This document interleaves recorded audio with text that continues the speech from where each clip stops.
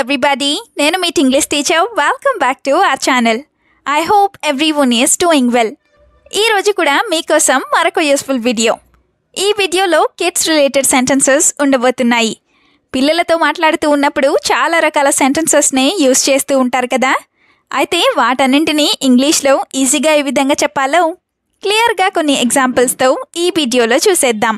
So మీరైతే వీడియోని ఎక్కడ స్కిప్ చేయకుండా ఎండ్ వరకు చూడడానికి ట్రై చేయండి. వీడియో కనుక యూస్ఫుల్గా అనిపిస్తే మర్చిపోకుండా ఒక లైక్ చేయండి. మీరు చేసే ఈ లైక్ ద్వారా ఈ వీడియో మరికొంతమందికి రీచ్ అవుతుంది. So please like this video and also subscribe to English teacher for more such videos. ఇప్పుడైతే ప్రీవియస్ వీడియోలో నేను మిమ్మల్ని 2 క్వశ్చన్స్ అయితే అడిగాను కదా, వాటి యొక్క ఆన్సర్స్ని ఇప్పుడు చూసేద్దాం. ఫస్ట్ వన్ ఈజ్ తాగుబోతు. తాగుబోతుని మనం ఇంగ్లీష్లో డ్రంకర్డ్ అని చెప్తాం. Now the second question is బయట చాలా ఎండగా ఉంది. ఈ సెంటెన్స్ని ఇంగ్లీష్లో it is very Sunny out side ఈ విధంగా చెప్తాం. ఇప్పుడైతే ఈ వీడియోలో మీకోసం 2 క్వశ్చన్స్ ఉంటాయి కదా. వాటిలో ఫస్ట్ వన్ ఈజ్ ఈ పిక్చర్లో కనిపిస్తున్నది జడ. అందరూ వేసుకుంటూ ఉంటారు కదా. అయితే జడని ఇంగ్లీష్లో ఎలా చెప్తాం? What do we call it in English? Let me know in the comments. ఇప్పుడు మీకోసం సెకండ్ క్వశ్చన్. నువ్వు నా కోసం జ్యూస్ చేస్తావా? ఈ సెంటెన్స్ని మీరు ఇంగ్లీష్లో ఎలా అడుగుతారో మర్చిపోకుండా కామెంట్ సెక్షన్లో కామెంట్ చేసి నాకు చెప్పండి. ఇదే విధంగా మీ సపోర్ట్ని ఎప్పుడు మీ లైక్స్ అండ్ కామెంట్స్ ద్వారా తెలియజేస్తూనే ఉండండి. ఇప్పుడైతే లేట్ చేయకుండా మన వీడియో స్టార్ట్ చేసేద్దాం. Let's get started. Sentence number 1 of this video is holidays ఎప్పటి నుండి, లేదా నీకు హాలిడేస్ ఎప్పటి నుంచి ఇలా అడుగుతూ ఉంటారు కదా. దీన్ని ఇంగ్లీష్లో since when do you have holidays, since when do you have holidays ఈ విధంగా అడుగుతాం. సిన్స్ వెన్ అంటే ఎప్పటి నుండి అని. అదే when will your holiday start అంటే నీ హాలిడేస్ ఎప్పటి నుండి స్టార్ట్ అవుతాయి లేదా ప్రారంభమవుతాయి అని. Now the first example is haven't you finished your exams yet, haven't you finished your exams yet అంటే నీ ఎగ్జామ్స్ ఇంకా పూర్తి కాలేదా అని. హ్యావెంట్ యూ ఫినిష్డ్ అంటే నువ్వు ఇంకా పూర్తి చేయలేదా అని.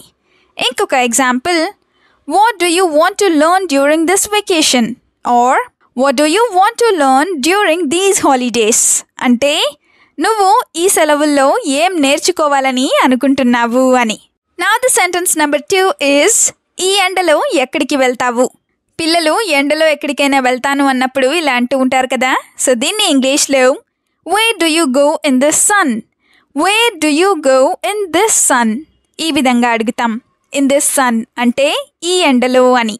Now the first example is if you go out in the sun I will break your legs, if you go out in the sun I will break your legs అంటే నువ్వు గనక ఈ ఎండలో బయటకు వెళ్ళినట్లయితే నేను నీ కాళ్ళు విరగ్గొడతాను అని. Another example, if you go outside in the sun, you will get unnecessary diseases. If you go outside in the sun, you will get unnecessary diseases.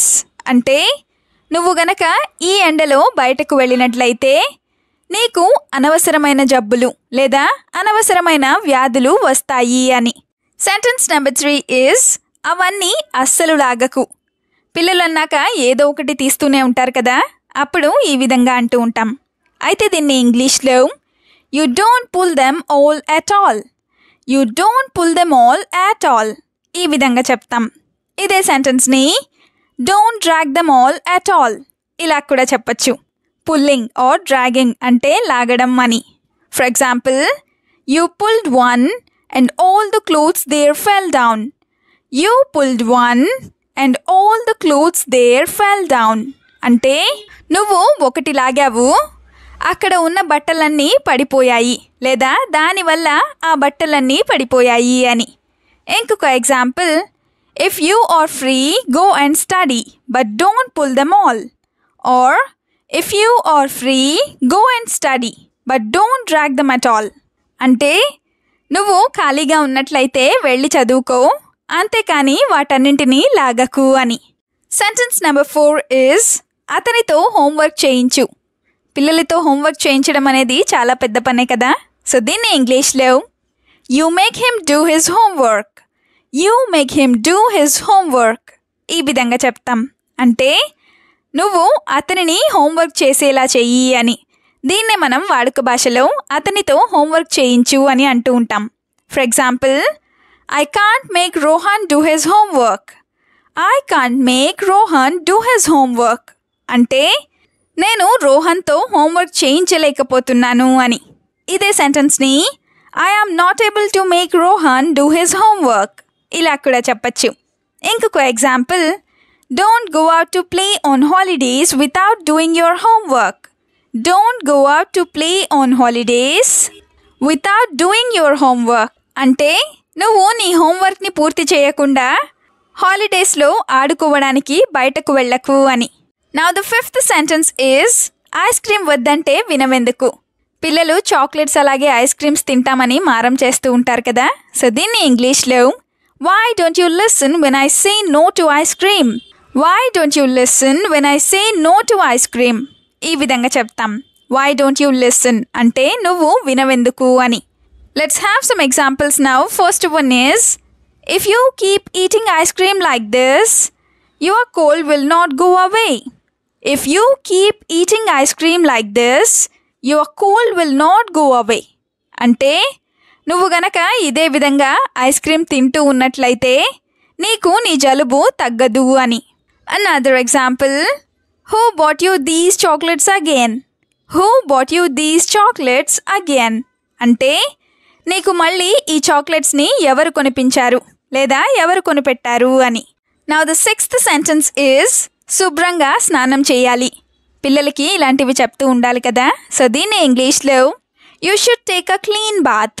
You should take a clean bath or a clean shower ఈ విధంగా చెప్తాం. Shower are bath అంటే స్నానం అని.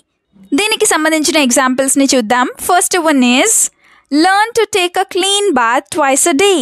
Learn to take a clean bath twice a day అంటే ప్రతిరోజు రోజుకి 2 సార్లు స్నానం చేయడం అలవాటు చేసుకో అని. Now the example number 2 is why are you turning on the geyser even in summer?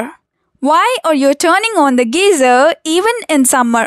అంటే నువ్వు వేసవి కాలంలో లేదా ఎండాకాలంలో కూడా గీజర్ని ఎందుకు ఆన్ చేస్తున్నావు అని. నెక్స్ట్ సెంటెన్స్ ఈజ్ పదే పదే స్విచ్లు వేయకు లేదా మాటి మాటికి స్విచ్లను ఆన్ చేయకు. పిల్లలు ఇలా చేస్తూ ఉంటారు కదా.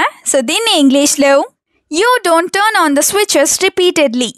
You don't turn on the switches repeatedly ఈ విధంగా చెప్తాం. రిపీటెడ్లీ అంటే పదే పదే లేదా మాటి మాటికి అని.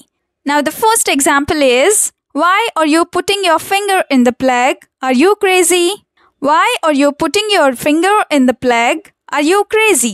అంటే నువ్వు నీ వేలిని ప్లగ్లో ఎందుకు పెడుతున్నావు, నీకేమైనా పిచ్చి పట్టిందా అని. ఇప్పుడు దీనికి సంబంధించిన సెకండ్ ఎగ్జాంపుల్ని చూద్దాం. If you switch off again I will kick you out. If you switch off again I will kick you out అంటే నువ్వు గనక మళ్ళీ స్విచ్ ఆఫ్ చేసినట్లయితే నేను నిన్ను బయటకు పంపించేస్తాను అని. Now the last sentence is ఎండ తగ్గాక బయటకు వెళ్ళు ఇలా చెప్తూ ఉంటారు కదా. సో దీన్ని ఇంగ్లీష్లో go outside when the sun goes down. Go outside when the sun goes down ఈ విధంగా చెప్తాం. అంటే సూర్యుడు అస్తమించిన తర్వాత లేదా ఎండ తగ్గిన తర్వాత బయటకు వెళ్ళు అని.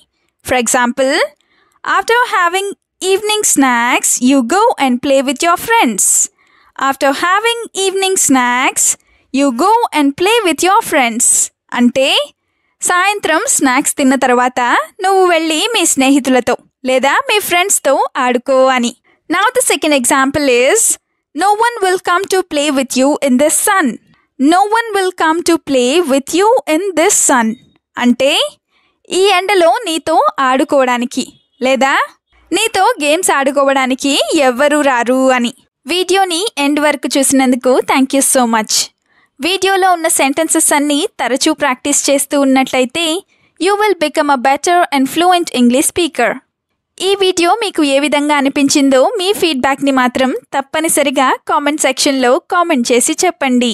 We'll meet you again with the useful and interesting video. Until then, keep learning, keep practicing and keep supporting Tinglish Teacher. Have a good day. Bye-bye.